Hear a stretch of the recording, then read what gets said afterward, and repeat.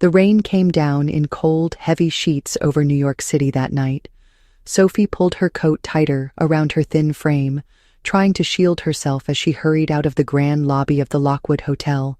Inside, the company's holiday gala was still in full swing, laughter and champagne echoing through the marble halls. Outside, Sophie felt like an outsider in her own skin. She had only taken this job in the communications department a few weeks ago. It was supposed to be a fresh start, a way to prove herself, but at every turn she felt smaller, more invisible. The other women were radiant in glittering gowns, tall heels, red lipstick. Sophie had worn a simple black dress, safe and plain, her hair tied back in a neat bun. She hated attention, hated mirrors. But tonight, after a few too many glasses of champagne and one reckless dare from a coworker, Sophie had slipped away. She wanted one wild night, just one. She did not want to be the quiet, reliable girl anymore.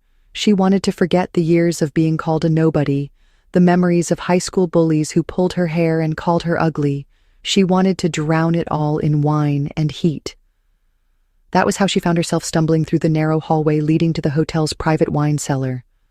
The door was ajar, a soft, golden light spilling out. Inside, the room was lined with dark oak shelves, bottles stacked in careful rows. The air scented faintly of aged grapes and cedar. Sophie's shoes clicked softly on the stone floor as she entered. Her dress was damp from the rain, clinging to her skin. Her cheeks were flushed, her mind spinning, her body unsteady. She giggled softly, alone in the quiet space. A bottle of red wine caught her eye, and before she could think twice, she reached for it, fumbling with the cork, finally managing to pop it open. She poured a small amount into a glass but soon abandoned the glass, sipping directly from the bottle like some wild girl in a movie. Heat prickled under her damp clothes. She tugged off her coat, dropping it carelessly on the floor. The thin straps of her dress slipped from her shoulders.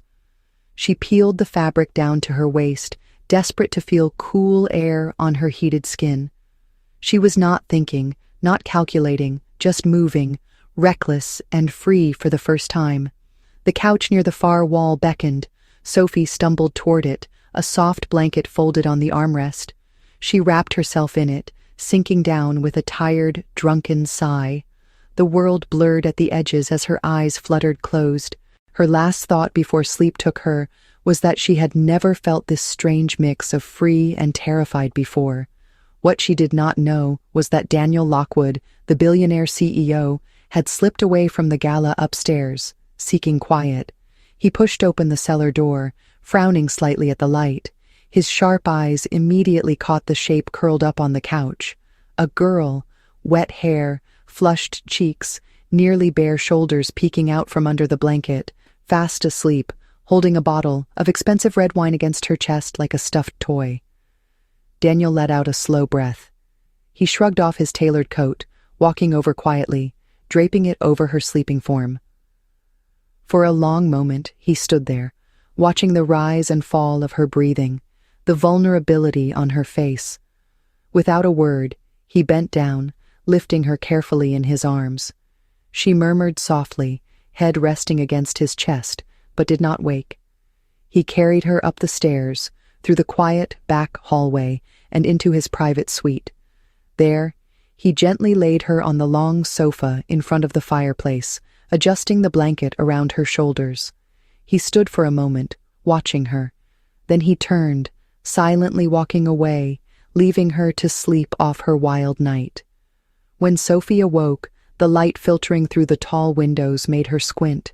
Her head pounded, her mouth felt dry, and there was a heavy blanket over her shoulders that she did not remember. Slowly, she pushed herself up, the blanket slipping down, and she realized she was on a long sofa in a room she had never seen before. Panic shot through her chest. Where was she? She looked down and saw that her dress had slipped down to her waist, her skin cool in the morning air, but she was still mostly covered by the thick coat draped over her. A faint masculine scent clung to the fabric. Heart racing, Sophie grabbed the edges of the coat and hugged it around herself. She remembered the wine cellar, the drinking, the way her clothes had felt heavy and sticky from the rain. But nothing after that. Her eyes darted around the room. It was beautiful, of course. High ceilings, tall glass windows with views of the city skyline, tasteful art on the walls, soft leather furniture, and everything smelled faintly of clean linen and expensive wood polish. But it was not familiar. She swung her feet to the floor, wobbling slightly as she tried to stand. That was when she heard the sound of a door opening. Daniel Lockwood entered the room, a quiet strength in the way he moved, wearing a simple black sweater and dark slacks, hair slightly tousled as if he too had only recently woken up. His sharp gray eyes immediately locked onto hers. Sophie's breath caught in her throat. She'd only seen him from afar before, at company meetings, in sleek business magazines, on the screens in the lobby. She had never spoken to him. He was a legend in the industry, a man who had taken over his family's failing business after surviving a plane crash that killed both his parents, turning it into an empire. Women swooned over his looks, but he always kept a careful distance, polite but cold, never giving anyone a glimpse of the man underneath. Now, here he was, standing in front of Sophie, looking at her with a mix of curiosity and calm. Sophie scrambled to her feet, clutching the blanket tightly. Her voice came out hoarse. "I am so sorry. I have no idea how I got here. I did not mean to trespass." Daniel raised a hand gently. "You did not trespass. You were passed out drunk in the wine cellar. I found you, brought you up here so you would not freeze. That is all." His voice was low, smooth, without judgment, but Sophie's face burned with embarrassment. "I will leave right away," she blurted, trying to find her shoes. Daniel stepped back slightly, giving her space, but there was a hint of something thoughtful in his gaze. "You're Sophie Matthews, right? From the communications team." Sophie froze. He knew her name? She nodded slowly, feeling her heart thump painfully in her chest. Daniel tilted his head slightly. "I remember seeing your application. You graduated top of your class, yet you rarely speak up in meetings. Why is that?" Sophie flushed deeper, gripping the coat around her. She hated talking about herself, hated explaining why she kept her head down, why she always shrank into the background. But standing here, exposed and vulnerable, something cracked open inside her. Maybe it was the humiliation, or the exhaustion, or the way he was watching her so steadily. I do not fit," she admitted quietly. "I have always been the girl people overlook, at school, at home, even at work. I know I am smart, but when you have spent your whole life being told you are invisible, it is hard to believe you deserve to take up space." Daniel's eyes softened, just for a moment. He stepped forward, taking a measured breath. "You are not invisible, Sophie. Not now. Not to me." The words sent a strange shiver through her, a mixture of confusion and warmth. He handed her a glass of water. "Sit down. Drink this. You still look pale." Sophie hesitated but obeyed, perching on the edge of the sofa, sipping the water with shaking hands. Daniel sat across from her, crossing one leg over the other, watching her with a quiet patience. She could feel the weight of his attention like a blanket, heavy, but not uncomfortable. It was the first time in a long time she had felt truly seen. The room around them was silent except for the soft ticking of a clock. Sophie's heart gradually calmed as she realized he was not angry, not mocking, not dismissive. Still, the shame in her chest remained. "I have never done anything like this before," she confessed softly. "I do not drink. I do not go out. I just wanted one night to feel different." Daniel nodded slowly. "One night to forget who you usually are. One night to taste freedom." His voice was understanding, and it made Sophie's throat tighten unexpectedly. She blinked quickly, not wanting to cry in front of this man, who should be nothing more than her distant boss. But then he did something that surprised her. He stood, walked to a side table, and came back holding a folded piece of paper. "This is my personal number," he said quietly, offering it to her. "If you ever need anything, Sophie, anything at all, you can call me." Sophie stared at the paper, unable to process what was happening. Daniel Lockwood was offering her a lifeline, a connection she had never imagined. She took the paper with trembling fingers. "Thank you," she whispered. She still felt lost, overwhelmed, but under the warmth of the blanket and his steady gaze, for the first time in a long time, she felt a little less alone. Over the following days, Sophie tried to pretend the strange night in the billionaire's arms had never happened. She focused on work, keeping her head down, answering emails, attending meetings. But the truth was, she felt different. She had Daniel's personal number in her bag, a piece of paper she never used but could not bear to throw away. She wondered if he remembered, if he had meant it, or if it had just been a polite gesture in the moment. Yet something had shifted. When she passed him in the hall, their eyes met briefly, and for the first time, she saw something soft flicker in his gaze. She felt it in the way his assistant sometimes stopped by her desk with messages, the way Daniel's team invited her to higher-level meetings, the way she caught him watching her, not with judgment, but with something closer to curiosity, maybe even interest. Sophie was terrified. She had worked so hard to blend into the background, to avoid risk, to stay small. But a part of her, the part that had snuck into the wine cellar, wanted to step forward. Daniel, on the other hand, found himself strangely unsettled. He had known women, many women, all sharp and polished, confident, alluring. Sophie was nothing like them. She was quiet, thoughtful, almost fragile, but with flashes of stubbornness and sharp intelligence when she spoke. There was something about her that pulled at him, something real in a world full of performance. He told himself it was nothing. He was just looking out for an employee, offering mentorship, making sure she found her footing. But then there were the moments when he saw her laughing softly over coffee with a coworker, or when her eyes lit up explaining a project, or when he passed by her office and she was sitting alone, hugging her knees to her chest as she read a report. Those moments stuck in his mind longer than they should have. He found himself pausing outside her office door, thinking of excuses to talk to her, and then walking away because he knew it was dangerous. One night, working late, Sophie was the last person left on the floor.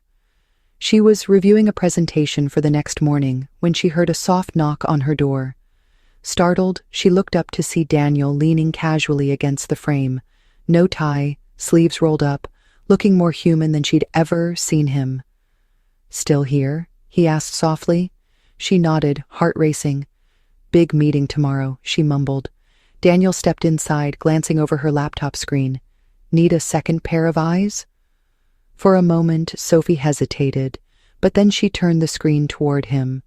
Together they sat side by side, reviewing slides, discussing points. The conversation flowed easily, surprisingly so. Sophie found herself relaxing, smiling, even teasing a little, and to her astonishment, Daniel smiled back, a real, genuine smile that softened the sharp angles of his face. When they finished, it was nearly midnight. Sophie stretched, laughing softly. "Thank you," she murmured. "You did not have to stay." Daniel watched her, something unreadable in his eyes. "I wanted to," he said simply. As Sophie packed her things, Daniel reached for his coat. "Let me walk you down," he offered. She almost declined, but then nodded. Together, they rode the elevator, a strange, quiet tension between them. Outside, the night was cold, and Sophie shivered. Without thinking, Daniel slipped off his coat and draped it over her shoulders, just like that night in the wine cellar. Sophie looked up at him, heart pounding, and for a long second they stood frozen, neither moving.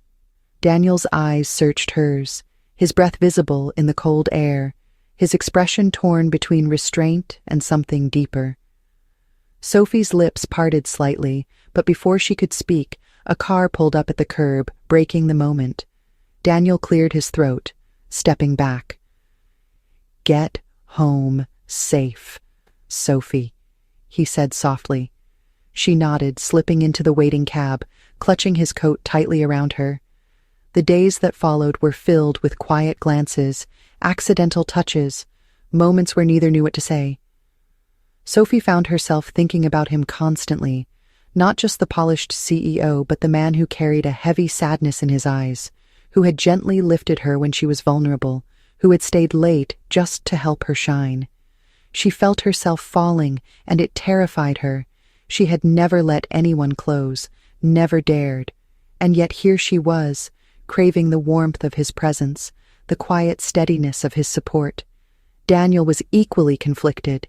He had built walls around himself for years, walls that had kept everyone out. But Sophie was slipping past them without even trying. He admired her resilience, her quiet strength, her unspoken longing to be seen. He wanted to know her better, to peel back the layers, but he also feared what that might mean. He had been alone for so long, it felt safer that way. But now, safety tasted a lot like loneliness. One evening, as he sat in his penthouse overlooking the glittering city, he thought about her smile, the way her eyes lit up when she spoke about a project she loved, the way she had looked curled up on his sofa that night, innocent and unguarded. He knew he was crossing a line, but he also knew he was already past it. Weeks passed, and Sophie's life settled into a strange rhythm. She worked hard, as always, but now she felt the quiet pull of Daniel's presence in her world. Sometimes he stopped by her office to ask a question that did not really need asking. Sometimes she found herself catching his gaze across a meeting room. Other times they shared brief conversations in the elevator or by the coffee machine, each moment stretching just a little longer than strictly professional. Sophie felt herself drawn in, but she was also confused. Why her? Why would someone like Daniel Lockwood, polished, powerful, admired by everyone, be paying attention to her, a shy communications assistant who had once been too scared to speak up in meetings? She knew she should be cautious, should keep her distance, but it was like standing near a fire, knowing she would get burned, but unable to step away from the heat. One evening, after a successful product launch, the company celebrated with another party. Sophie almost declined the invitation, but her co-workers convinced her to come along. She arrived in a simple navy dress, her hair loose around her shoulders, feeling both awkward and nervous. The ballroom was packed with people, laughter, music, glasses clinking, and Sophie found herself standing at the edge of the room, unsure where to go. Then she felt a quiet presence beside her. She turned, and there was Daniel, dressed in a sleek black suit, no tie, his gray eyes softening slightly when they met hers. "You came," he said softly, his voice barely audible over the music. Sophie's heart thudded painfully. She nodded, tucking a strand of hair behind her ear. "I almost didn't," she admitted. "I'm glad you did," Daniel replied, his gaze lingering on her just a beat too long. They talked quietly, away from the crowd, their conversation weaving between work topics and personal ones. Sophie learned that Daniel still carried guilt over the plane crash that killed his parents, that he hated the public attention that came with his wealth, that he often stayed up late, unable to sleep, wandering the halls of his own house like a restless ghost. Daniel learned that Sophie had once dreamed of being a writer, that she had buried that dream under the pressure of paying bills and supporting her younger brother, that she sometimes felt like her whole life was waiting on the edge of something she was too afraid to reach for. Somewhere between a shared glass of wine and a quiet laugh, Daniel reached out, brushing a lock of hair from Sophie's cheek. She froze, her breath catching, her skin tingling under his touch. For a long, charged moment, neither spoke. Then Sophie stepped back, flustered. "I should go," she mumbled, turning away. That night, lying in bed, Sophie stared at the ceiling, her heart pounding. She wanted him. She wanted his attention, his warmth, his arms around her. But she was terrified. She had never let anyone close, had never dared trust anyone with her heart. She did not know how to open herself up, how to stop running from the ghosts in her own head. Meanwhile, Daniel sat alone in his penthouse, a glass of whiskey untouched in his hand. He wanted her too, more than he cared to admit. But he feared ruining her, dragging her into his messy world, scaring her away. He had watched too many people leave. He could not bear the thought of losing her too. Days later, a storm broke. A rival company leaked false rumors to the press, claiming Sophie had seduced Daniel for a promotion, painting her as a gold digger, a schemer. Headlines screamed her name, her face plastered across tabloids. Sophie's phone exploded with calls, messages, hateful comments. She sat frozen at her desk, her hands shaking, her vision blurring with tears. Daniel stormed into the office, fury in his eyes, barking orders to his legal team, demanding retractions. But the damage was done. Sophie could not breathe under the weight of public scorn.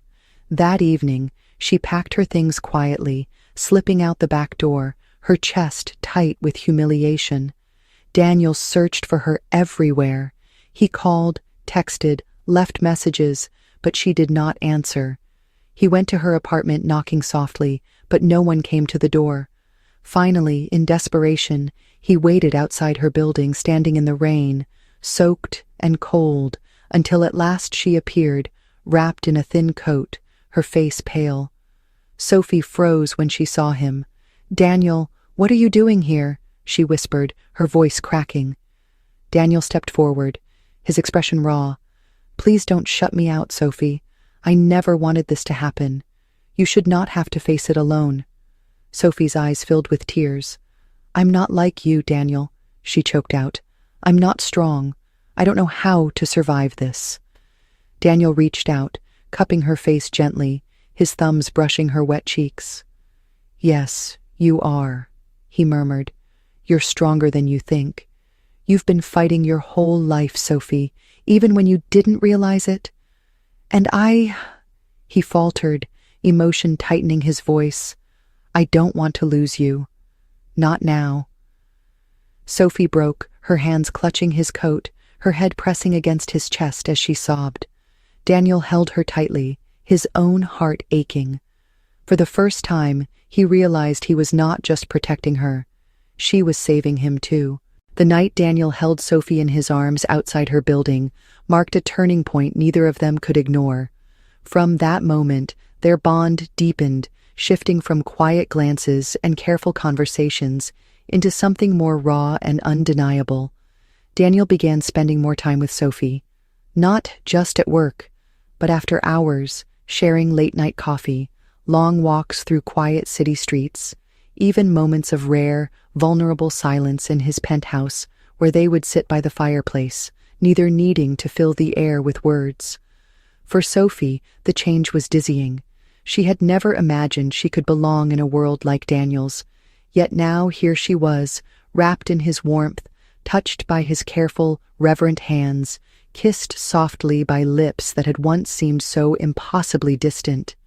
She felt herself unfolding, piece by piece, the shy, uncertain girl who had hidden in corners for so long now daring to step into the light. But with that new closeness came new fears. Sophie began to wonder how long it could last, how long before the weight of Daniel's world crushed the fragile thing they were building together. She worried about the whispers in the office, the paparazzi lurking outside, the constant tension of being by his side.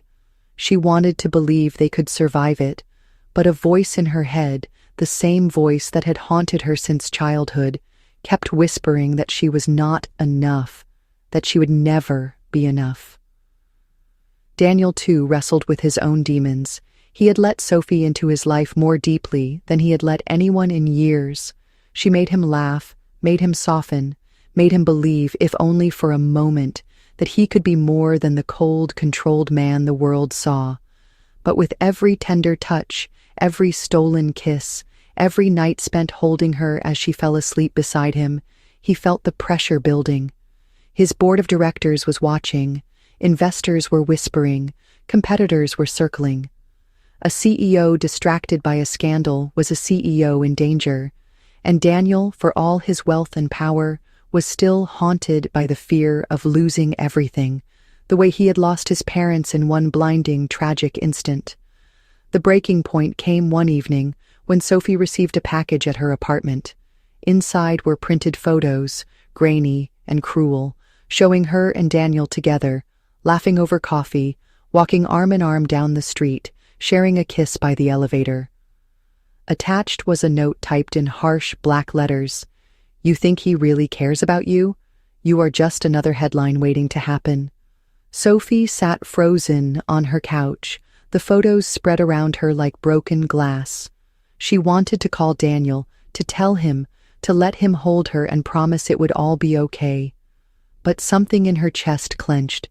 She remembered the taunt she had endured in school, the cruel laughter of classmates, the cutting words of her own parents when she tried to stand up for herself. She remembered how it felt to believe in something, only to have it torn away, and she was terrified. When Daniel arrived at her apartment, his eyes dark with concern, Sophie tried to hold herself together. She told him about the photos, the note, the creeping dread in her chest. Daniel took her hands, his grip firm and sure. "Sophie, listen to me," he said quietly. "I will fix this. You don't have to be afraid." But Sophie pulled away, her voice shaking. "That is the thing, Daniel. I am always afraid. I have been afraid my whole life, and now, just when I finally start to feel strong, I am realizing how much I have to lose." Daniel stepped closer, his hands reaching for her, but she took a shaky breath and whispered, "Maybe you were right to keep your distance. Maybe this was never meant to last." Daniel froze. His jaw tightened, his eyes flickered with something raw and pained. "Sophie, no," he began, but she shook her head, tears spilling down her cheeks.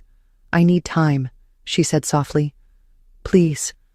Daniel's hands fell to his sides, his shoulders stiff. He stared at her for a long, aching moment, then nodded once, sharply, and turned to go. Sophie stood in the doorway long after he left, her chest hollow, her fingers trembling. She wanted to run after him, to pull him back, to take back the words she had just thrown like daggers. But instead, she sank to the floor, pressing her face into her hands, her heart breaking quietly in the empty apartment. Across the city, Daniel sat in his penthouse, staring out over the skyline, a drink untouched in his hand. He hated himself for walking away, hated the cold mask he had pulled over his face, hated the silence stretching between them like a chasm. But most of all, he hated how much he missed her already, how deeply she had slipped under his skin, how terrified he was that he might never get her back. The days that followed were a quiet storm in both their hearts. Sophie threw herself into work, arriving early, staying late, doing everything she could to keep her mind occupied and her heart shielded. She told herself she was fine. She told herself she had made the right decision, that stepping back was safer, that maybe Daniel would forget about her and she could forget about him. But every time her phone buzzed, her breath caught. Every time she passed his office door, her chest tightened. Every night she lay in bed, staring at the ceiling, aching with a longing she could not name. Daniel, on his side, buried himself in meetings, contracts, investor calls, his schedule a relentless machine. But underneath the polished exterior, he was unraveling. He kept hearing her voice, the tremble in her words, the way her eyes had looked when she asked for time. He wanted to give her space. He wanted to respect her wishes. But it was killing him. He had spent years building walls to keep people out, and now, for the first time, he had let someone in, only to watch her slip through his fingers. Then came the night everything shattered. Sophie was walking home from the office, late and exhausted, when she heard footsteps behind her. At first she thought it was nothing, just another passerby on the dark street, but the footsteps quickened, closing in. Sophie's heart pounded. She glanced back and saw a man in a dark hoodie, his face hidden, moving faster, too fast. Panic surged in her chest. She broke into a run, her heels clattering on the pavement, but the man lunged, grabbing her arm. Sophie screamed, struggling wildly, her bag falling to the ground. The man yanked at her, but suddenly, a car screeched to a halt at the curb, and two figures jumped out. Daniel was one of them. His face was sharp with fury, his eyes blazing. Without a word, he tackled the attacker, shoving him back, fists clenched, muscles coiled. The second man, Daniel's head of security, restrained the attacker, pulling him to the ground. Sophie collapsed to the sidewalk, shaking, her breath coming in gasps. Daniel was at her side in an instant, his arms wrapping around her, his voice tight with emotion. "Sophie, are you hurt? Are you okay?" She clung to him, her fingers digging into his coat, tears streaming down her face. "I was so scared," she sobbed. "I thought—" Daniel pressed his forehead to hers, his own voice breaking. "I'm here. I've got you. I'm not letting you go." Later, sitting in his car, wrapped in a blanket, Sophie stared at him, her eyes red but determined. "How did you find me?" she whispered. Daniel gave a soft, rueful smile. "I never stopped watching over you, Sophie, even when you pushed me away, even when you said you needed time. I was always there." Sophie's throat tightened, her chest aching. "Why?" she asked. "Why do you care so much?" Daniel's eyes darkened, his jaw working as if he were fighting for the right words. "Because," he said quietly, "I know what it feels like to lose everything, to believe you don't deserve love, that you are safer alone. I've lived in that place for so long, Sophie, but you make me want something different. You make me want to try." Sophie's breath hitched. She reached out, her fingers brushing his hand. "I've been so afraid," she confessed. "My whole life I've been afraid of being seen, of being hurt, of wanting too much. But when I'm with you, I feel braver." Daniel pulled her gently into his arms, holding her close, his voice a low murmur against her hair. "We can be brave together. We don't have to do it alone." That night, back in his penthouse, Daniel sat beside Sophie by the fire, their fingers intertwined, their words soft and halting. They talked about fear, about loneliness, about the pain they had both carried for so long. Sophie traced the faint scar on Daniel's shoulder, a remnant of the plane crash, and he kissed the tear that slid down her cheek. Slowly, carefully, they let the walls fall, and in that fragile, beautiful space between them, something new began to grow.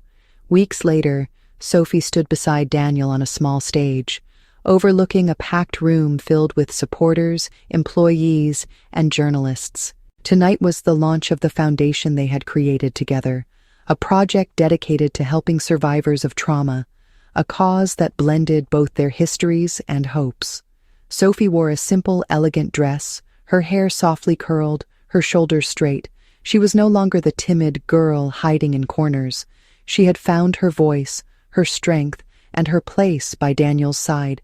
As she stepped up to the microphone, Daniel reached for her hand, giving it a gentle squeeze. Sophie took a deep breath, then smiled at the audience. She spoke about her past, about the journey she had taken, about the power of second chances and the courage it took to face the darkness inside. She spoke not as a scared assistant or a nameless employee, but as a woman who had fought through fear and found love on the other side. When she finished, the room erupted in applause, but Sophie's eyes were on Daniel. He stepped forward, wrapping an arm around her waist, his voice quiet but strong as he addressed the crowd. "Sophie Matthews has taught me more about resilience and heart than anyone I have ever known. She is not just the woman I love. She is my partner, my equal, and my greatest blessing." Sophie felt tears prick her eyes as Daniel turned to her, brushing a kiss against her forehead. In that moment, under the warm lights and surrounded by people who finally saw her, Sophie realized she was home, not because of the penthouse or the wealth or the power, but because of the man who stood beside her, the man who had held her when she was broken, the man she had dared to love. Later that night, they returned to the penthouse, slipping out onto the balcony to look over the glittering city. Sophie leaned into Daniel's side, her head resting on his shoulder, his arm wrapped securely around her. She smiled softly, feeling the cool breeze on her skin, the steady beat of his heart against her cheek. "You saved me," she whispered. Daniel turned, pressing his lips gently to her temple. "No, Sophie, you saved me."